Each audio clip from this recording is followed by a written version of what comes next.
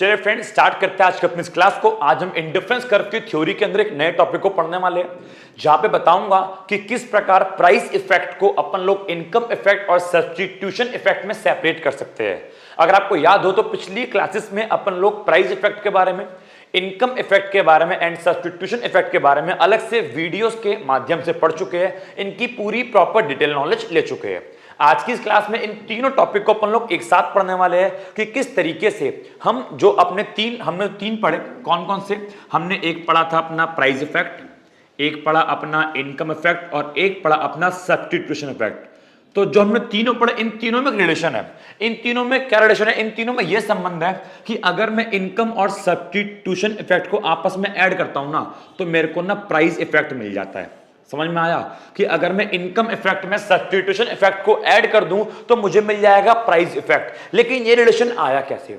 तो आज की इस क्लास में जो तीनों हमने अलग अलग पढ़े, आज उन तीनों को एक साथ पढ़ेंगे और उन तीनों कंबाइन करके मैं बताऊंगा कि किस तरीके से इनकम इफेक्ट और सब्स्टिट्यूशन इफेक्ट को जोड़ के प्राइस इफेक्ट निकलता है। जो एग्जाम में टॉपिक बोलता है वो ये बोलता है कि प्रूफ कीजिए price effect is the sum of income effect and substitution effect, या फिर ये बोलता है कि प्राइस इफेक्ट को दो पार्ट में, प्राइस इफेक्ट को सेपरेट करो कि प्राइस इफेक्ट में से इनकम इफेक्ट को अलग निकालो और सब्स्टिट्यूशन इफेक्ट को निकालो अलग। तो ये दोनों का मतलब सेम है। तो आज हम इसी को पढ़ने वाले हैं कि ऐसा कैसे पॉसिबल है। पहले इस बात को थोड़ा थ्योरेटिकली जानने का ट्राई करते हैं कि ये कैसे पॉसिबल है। जरा मेरी बात सुनो बेटा, अगर गुड्स के प्राइस में चेंज होगा, अगर किसी भी गुड्स के प्राइस में चेंज होगा तो प्राइस में चेंज होने को अपन लोग क्या बोलते हैं जी? प्राइस में चेंज होने को अपन लोग बोलते हैं प्राइस इफेक्ट। अब मेरी बात सुनो, मान लो किसी गुड्स के प्राइस कम हो गए, कोई वस्तु बेटा मान लो पेप्सी, मान लो पेप्सी बेटा 10 की थी, 10 से घट के 5 की हो गई। अब अगर पेप्सी के प्राइस कम हो जाएंगे तो उससे क्या होगा? जो अपना कंज्यूमर है बेटा, कंज्यूमर की जो रियल इनकम है, मतलब जो परचेजिंग पावर है, वो बढ़ जाएगी।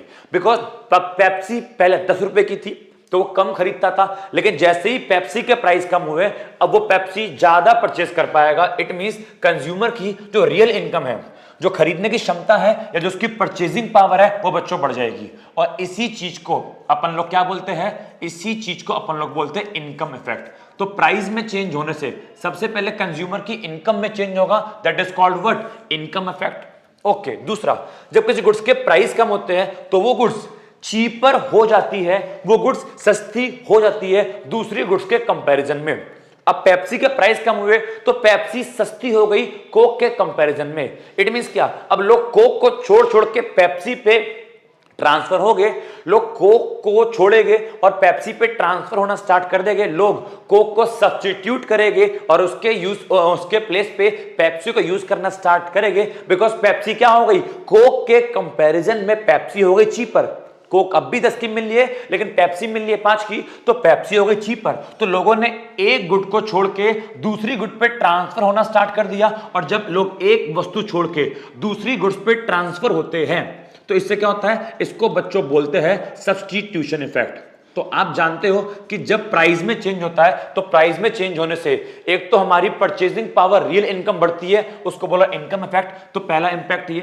और दूसरा, प्राइस के कम होने से हमारी वस्तु दूसरे के कंपैरिजन में सस्ती हो जाती है, जिसकी वजह से लोग हमारी वस्तु को यूज करते हैं ज्यादा। और फॉर एग्जांपल पेप्सी को यूज करेंगे ज्यादा और कोक को यूज करेंगे कम। तो इससे क्या होता है? Substitution effect. तो इन दोनों को जोड़कर ही क्या बनता है जी? Price effect. तो इसी चीज को अपने को डायग्रामेटिकली भी आज की क्लास में समझना है।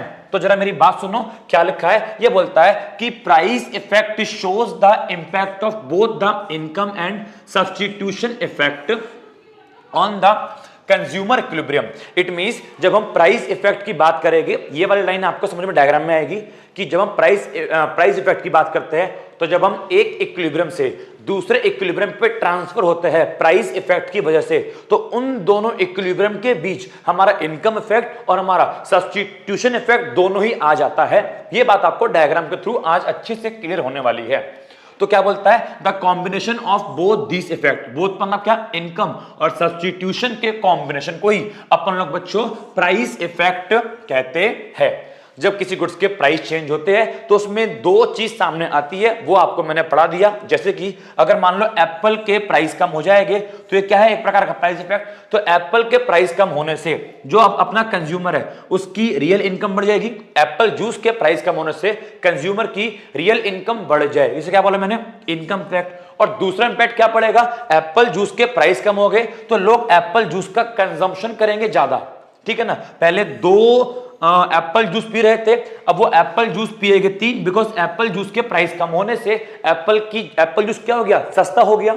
अब वो कंजम्पशन करेंगे ज्यादा, ठीक है। इसे क्या बोला गया, सब्स्टिट्यूशन इफेक्ट इसको कहा गया। मेरी बात पल्ले पड़ी, क्योंकि जो लोग पहले मैंगो जूस पीते थे एप्पल जूस के सस्ते होने की वजह से, अब वो मैंगो जूस कम पिएंगे। पहले 1 2 3 पी रहे थे, अब वो कम पिएंगे, वो 2 पिएंगे, क्योंकि वो कहां पे ट्रांसफर हो गए, वो एप्पल जूस पे ट्रांसफर हो गए, बिकॉज एप्पल जूस क्या हो गया, सस्ता। पहले 3 लोग मैंगो जूस पी रहे थे, अब केवल 2 लोग मैंगो जूस पिएंगे। एक वहां पे क्या हो गया, ट्रांसफर कहां पे हो गए, वो लोग एप्पल जूस पे ट्रांसफर हो गए, बिकॉज एप्पल जूस हो गया सस्ता। तो प्राइस में चेंज होने से एक तो कंज्यूमर की परचेजिंग पावर बढ़ी, जिसकी वजह से उन्होंने क्या करा, उन्होंने मैंगो के स्थान पे जो है एप्पल को सब्स्टिट्यूट करना स्टार्ट कर दिया, जिसे क्या बोलते हैं, सब्स्टिट्यूशन इफेक्ट कहते हैं। तो इसी चीज को आज अपन लोग जो है डायग्रामेटिकली पढ़ने वाले हैं। तो ये डायग्राम जो है मैं आज आपको सिखाने वाला हूं, ठीक है। तो चलिए आते हैं अपने डायग्राम की ओर। चलिए तो जरा देखते हैं, ओके, जरा सुनेंगे बात को बहुत ध्यान से। तो ये अपनी बजट लाइन है ए बी, ठीक है, ये क्या है अपनी बजट लाइन ए बी, और ये अपना क्या है, ये है अपना इंडिफरेंस कर्व IC1, ठीक है, जहां पे E1 क्या हमारा इक्विलिब्रियम पॉइंट है, OY हमारी इक्विलिब्रियम क्वांटिटी है गुड वाई की, और OM किसकी है, गुड एक्स की। अब जरा मेरी बात को सुनना, अपन लोग क्या पढ़ने वाले हैं, प्राइस इफेक्ट को इनकम इफेक्ट और सब्स्टिट्यूशन इफेक्ट में ट्रांसफर करना है, उसको सेपरेट करना है।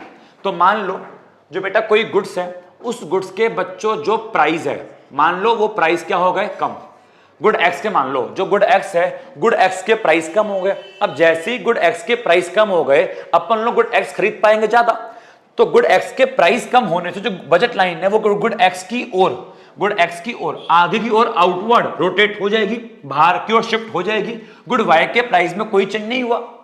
जो किसके प्राइस है, ये जो आपके गुड एक्स के जो प्राइस है वो प्राइस कम हो गए, तो लोग क्या करेंगे, लोग गुड एक्स का कंजम्पशन करेंगे ज्यादा, जिसकी वजह से क्या होगा, जो आपकी बजट लाइन है वो बाहर की ओर, आपकी जो बजट लाइन है ये वो थोड़ा बाहर की ओर मूव कर जाएगी, कुछ इस प्रकार से लीजिए।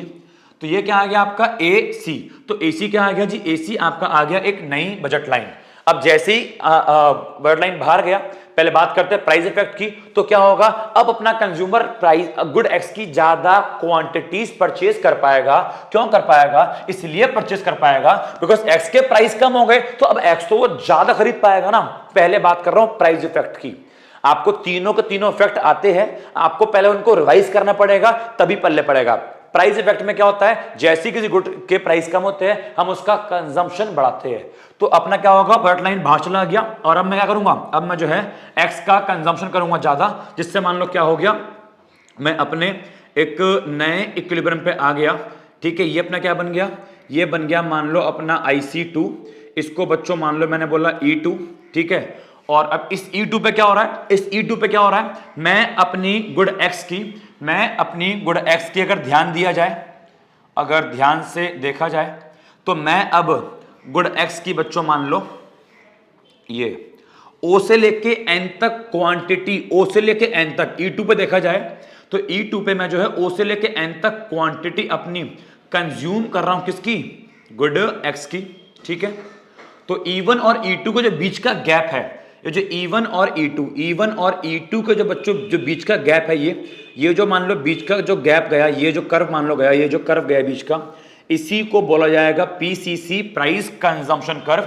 E1 और E2 के जो बीच का गैप है, इसी को बोला जाएगा प्राइस इफेक्ट। बिकॉज एक्स के प्राइस कम होने से कंज्यूमर ने एक्स का कंजम्पशन किया ज्यादा, तो वो जहां पहले E1 इक्विलिब्रियम पे था, अब वो गुड्स का कंजम्पशन ज्यादा करेगा, तो उसका इक्विलिब्रियम आगे बढ़ जाएगा। तो E1 और E2 के जो बीच का गैप है उसको बोला प्राइस इफेक्ट, या आप ऐसे बोल लो, E1 बोलो तो M, E1 की जगह M, और E2 के नीचे क्या है n, तो m और n के जो बीच का गैप है, जो m से लेके n तक, जो m से लेके n तक हमारा चल रहा है, बट इस m से लेके n तक, ये m से लेके n तक जो गया, इसी पूरे को बोला जाएगा प्राइस इफेक्ट। ठीक है, आपका एक इक्विलिब्रियम से दूसरे इक्विलिब्रियम तक के सफर को बोला जाएगा प्राइस इफेक्ट। तो एक काम करते हैं ना, यहां लिख लिया मान लो मैंने कि m से जो मेरा प्राइस इफेक्ट है, जो मेरा प्राइस इफेक्ट है उसका रास्ता कहां तक है, m से n तक। आप mn बोल लो, m से लेके n तक, या फिर आप E1 से E2 बोल लो। आप और करके इसको E1 से E2 भी बोल सकते हो। क्या, ये अपना हो गया प्राइस इफेक्ट। अब मेरी बात सुनो, ये तो हो गया प्राइस इफेक्ट कंप्लीट। अब एक बात बताओ, हम ऐसा मानते हैं, हम ऐसा मान के चल रहे हैं कि भैया जो कंज्यूमर है, जो अपना कंज्यूमर है भैया, उसको अपनी रियल इनकम जो कांस्टेंट रखनी है। अब मैं ऐसा मान रहा हूं, कंज्यूमर को अपनी रियल इनकम को रखना है कांस्टेंट। अगर कंज्यूमर अपनी रियल इनकम को कांस्टेंट रखना चाहेगा, इट मींस अपनी सेटिस्फेक्शन को सेम रखना चाहेगा। आप खुद देखो, जब वो E1 से E2 पे गया, तो जैसे ही वो हायर इंडिफरेंस कर पे जाएगा, सेटिस्फेक्शन बढ़ जाएगी। लेकिन अगर मैं अब बात करता हूं किसकी, सब्स्टिट्यूशन इफेक्ट की, याद करो सब्स्टिट्यूशन इफेक्ट के अंदर हमको एक बात एज्यूम करनी पड़ती है कि भैया अपनी सेटिस्फेक्शन सेम रहेगी, अपनी परचेजिंग पावर सेम रहेगी। तो अगर कंज्यूमर चाहता है मेरी सेटिस्फेक्शन सेम रहे, तो उस वाले केस में क्या होगा, उसको कुछ कम पैसा खर्च करना पड़ेगा। प्लीज आपको लास्ट क्लास याद रखनी पड़ेगी। तो अगर x के प्राइस कम होने से वो x ज्यादा खरीदेगा तो सेटिस्फेक्शन मिलेगी ज्यादा। तो उसे करना क्या पड़ेगा, अब वो चाहता है मैं x उतनी ही खरीदूं जितनी मैं पहले खरीद रहा था, ताकि मेरी सेटिस्फेक्शन ना बढ़े, ताकि मेरी परचेजिंग पावर सेम रहे, ताकि मेरी रियल इनकम सेम रहे। रियल इनकम मतलब सेटिस्फेक्शन, समझ लो यार। सेटिस्फेक्शन सेम कब रहेगी, जितना वो पहले खरीद रहा था वो बोलता है भाई मैं उतना ही खरीदूं, मेरे को सेटिस्फेक्शन नहीं बढ़ानी है। भाई मैंने बोला लेकिन x के प्राइस तो कम हो गए, तू तो ज्यादा खरीद पाएगा। वो बोलता है नहीं भाई मैं उतना खरीदूंगा, मैं कम पैसा खर्च कर लूंगा। अरे एग्जांपल देख लो यार, एग्जांपल बहुत सिंपल सा एग्जांपल है। मान लो अपना वही कल वाला एग्जांपल कि 3x प्लस 4y अपना 100 रुपए में आ रहा था, लेकिन जैसे ही x के प्राइस कम हुए, आपको याद होगा लास्ट क्लास, x के प्राइस फॉर एग्जांपल मान लो x आपका जो है एक 20 रुपए का है, y आपका 10 रुपए का है। तो अगर आप 4y लोगे तो 4 इंटू 10 40 का y आ गया, और 3x लोगे तो 20 इंटू 3 60 का x आ गया। तो आपके पूरे के पूरे 100 रुपए खर्च हो रहे थे। लेकिन भैया मैंने क्या बोला, मेरे को 3x प्लस 4y मतलब x की 3 मात्रा और y की 4 मात्रा में लेता हूं, तो पहले 100 रुपए खर्च हो रहे थे। अब भैया x के प्राइस कम हो गए, x पहले 20 रुपए का था, अब मान लो x के प्राइस 10 रुपए हो गए। तो अब अगर मेरे को 3x प्लस 4y मेरे को चाहिए, तो x अब 10 रुपए का, बिकॉज x के प्राइस क्या हो गए कम, मान लो 20 रुपए थे, प्राइस घट के 10 रुपए हो गए। तो अब अगर मैं 3x प्लस 4y लूंगा तो 3x कितने का आएगा, 30 रुपए के आएंगे, प्लस 4y 4 इंटू वाई 10 का, ये कितना का आएगा आपका 40 का आएगा। इट मींस क्या, अब आपका 70 रुपए में जो है आपको सेम मात्रा मिल जाएगी। पहले 3x प्लस 4y के लिए आप 100 पे कर रहे थे, अब 3x प्लस 4y के लिए आपको केवल 70 पे करने पड़ेंगे। आपकी सेटिस्फेक्शन में कोई भी चेंज नहीं आएगा, बिकॉज पहले भी आप 3x प्लस 4y खरीद रहे थे और अब भी आप 3x प्लस 4y ही खरीद रहे हो। तो इन सच ए केस आपको अपनी इनकम कम करनी पड़ेगी।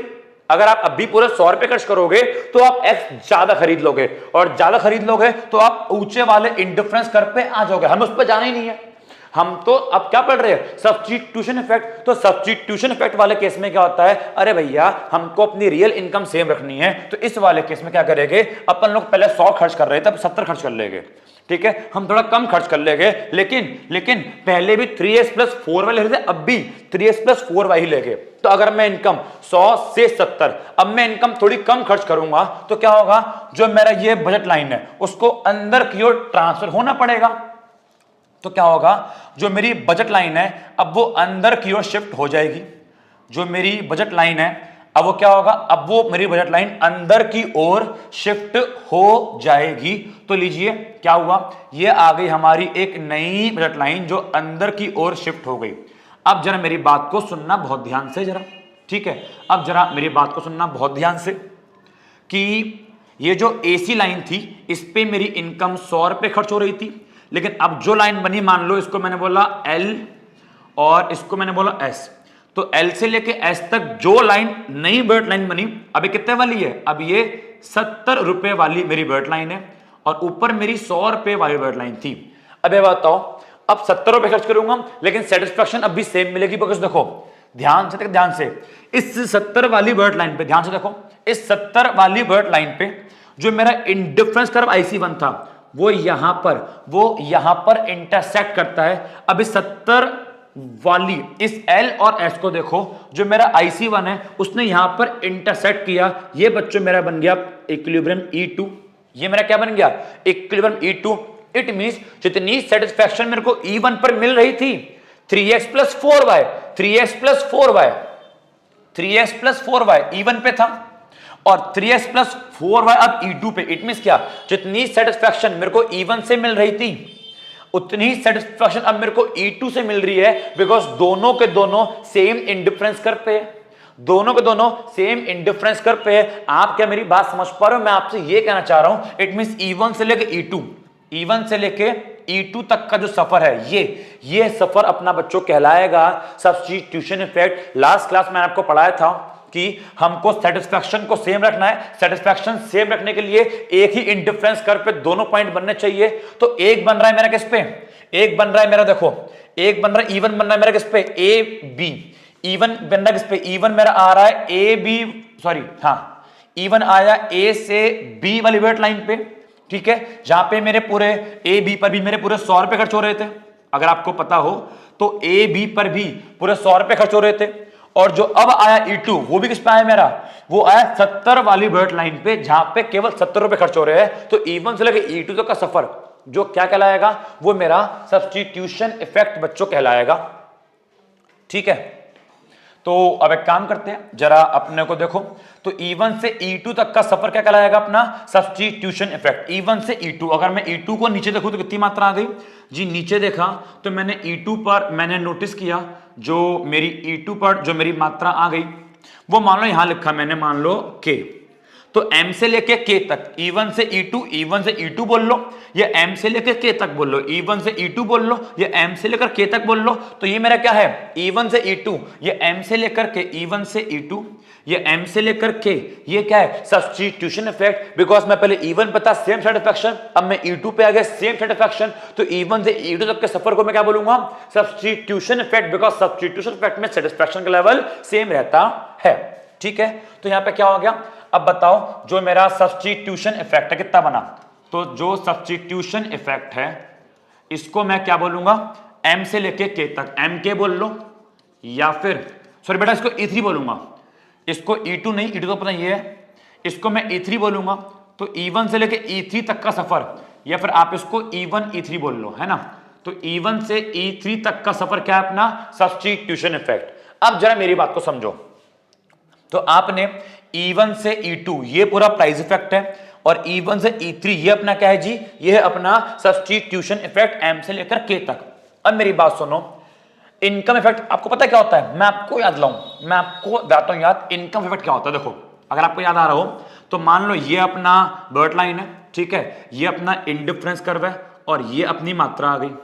अब हमारी इनकम बढ़ी, इनकम बच्चों बढ़ के ये हो गई, इससे क्या बनेगा जी, इससे बनेगा एक नया इंडिफरेंस कर्व, अब मात्रा ये आ गई।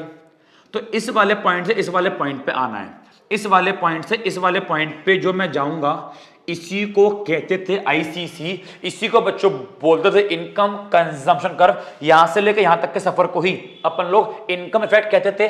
अगर ध्यान से देखा जाए तो AC अपनी बर्ट लाइन है जहां पे हम E2 कंज्यूम कर रहे हैं, और LS अपनी बर्ट लाइन है जहां पर E3 कंज्यूम कर रहे हैं। इट मींस LS पे E3, और अगर इनकम मान लो देखो AC पे 100, LS पे 70, ठीक है। अगर मान लो तो अब अपनी बर्ट लाइन की है, तो इससे जब मैं इस वाली अपनी पैरेलल बर्ट लाइन पे आऊंगा, इट मींस क्या, जब मैं AC से LS पे आऊंगा तो AC वाला इंडिफरेंस कर्व ये, LS वाला इंडिफरेंस कर्व ये, और इन दोनों इंडिफरेंस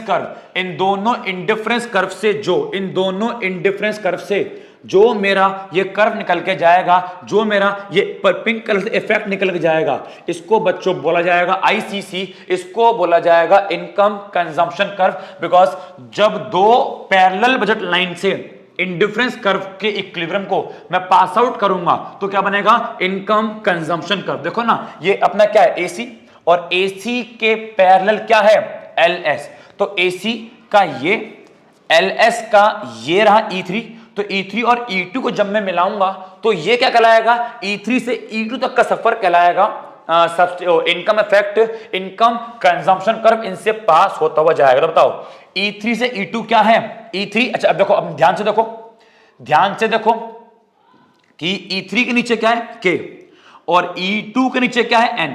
तो E3 से E2 बोल लो या K से लेके N, तो K से लेके N तक का सफर, K से लेके N तक का सफर क्या है, इनकम इफेक्ट। इट मींस अगर मैं लिखूं इनकम इफेक्ट कितना है, अगर मैं लिखूं अपना इनकम इफेक्ट कितना है, तो K से लेके N तक, ठीक है ना, K तो K E3 से E2, E3 से E2 पास आउट किया इनकम कंजम्पशन कर्व, तो E3 से E2 का इफेक्ट क्या है, इनकम इफेक्ट। K से लेके N तक का इफेक्ट क्या है, इनकम इफेक्ट।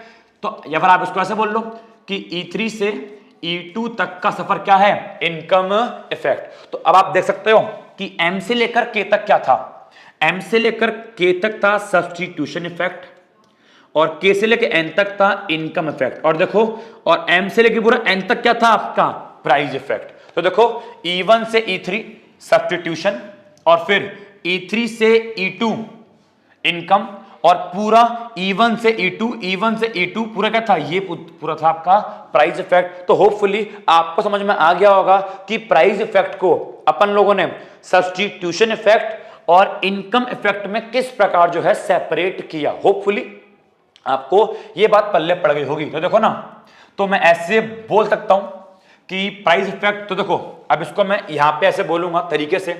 तो देखो अगर पेपर में ये बोले इनको, तो देखो प्राइस इफेक्ट क्या है अपना जी, अपना प्राइस इफेक्ट क्या है जी, अपना प्राइस इफेक्ट है MN, और MN के दो पार्ट है, आप इसको MK प्लस KN, देखो ना, MN को M से लेके N तक को आप MK और प्लस KN बोल सकते हो। और MK क्या है जी, MK है आपका सब्स्टिट्यूशन इफेक्ट, और KN क्या है जी, KN है आपका इनकम इफेक्ट। तो हमने आपको प्रूफ कर दिया कि MN पूरा प्राइस इफेक्ट है, जहां पे M से लेके K तक सब्स्टिट्यूशन है, और K से लेके N तक क्या आपका इनकम इफेक्ट है। होपफुली आपको ये वीडियो के थ्रू समझ में आ गया होगा कि किस प्रकार प्राइस इफेक्ट को इनकम इफेक्ट और सब्स्टिट्यूशन इफेक्ट में अपन लोग जो है सेपरेट कर सकते हैं, या किस प्रकार दोनों को जोड़ के जो है अपना प्राइस इफेक्ट सामने आता है। बताइए, क्या आपको इतनी बात क्लियर है, क्या आपको ये टॉपिक क्लियर है? तो यही चीज जो है आप पे ही सेम डायग्राम बना हुआ है, सेम जो डायग्राम मैंने बनाया ये वाला, वही सेम डायग्राम जो है आपका ये बना हुआ है। तो होपफुली आपको जो समझ में आ गया होगा कि आपका जो है इनकम इफेक्ट और प्राइस इफेक्ट को किस प्रकार इनकम और सब्स्टिट्यूशन इफेक्ट में सेपरेट करते हैं। ठीक है, ये वही वाली बात जो आपको मैंने पढ़ाया था, वही वाली बात लिखी हुई है कि जब किसी गुड्स के प्राइस चेंज होते हैं, इसके दो इफेक्ट होते हैं। एक तो कंज्यूमर की रियल इनकम चेंज होती है जिसको इनकम इफेक्ट कहते हैं, और दूसरा प्राइस में चेंज होने से हम दूसरी गुड्स पर सब्स्टिट्यूट करते हैं, क्योंकि एक वस्तु बन जाती है सस्ती और उसके अपेक्षा दूसरी वस्तु बन जाती है महंगी।